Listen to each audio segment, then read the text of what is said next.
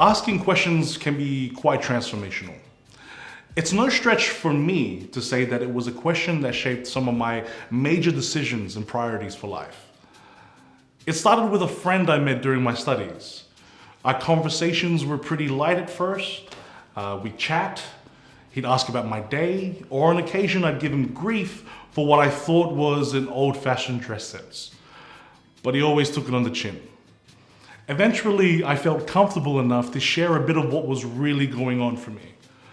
And at this time, I took the chance to ask a question that I've wrestled with for as long as I can remember. How do you really believe in God? That question wasn't so much about his response, but about what mine might be to the same question. It's pretty obvious that we human beings do this with each other a lot. Maybe what's not so obvious is the service we give when we allow each other's questions to be verbalized. What a gift it is to have someone to confide in, and for someone to offer us the safe space to ask the questions that can lead to growth, possibility, and meaning. This same friend enabled further important questions of life and faith for me, and I respected how he'd respond if he could, and freely admit if he couldn't. Without this opportunity to share questions, I know I wouldn't have decided some next steps for study. That study led me to meeting some people who inspired me.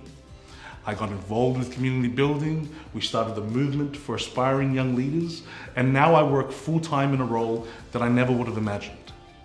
The organization known as Young Christian Workers had its origins in Belgium in 1912, with a priority for the dignity of struggling workers.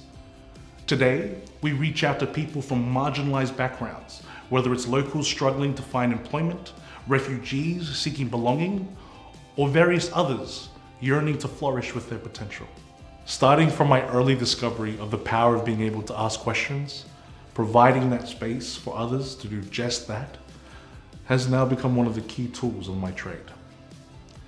How often I now see others come alive as I give the space to ask their questions and open up their possibilities.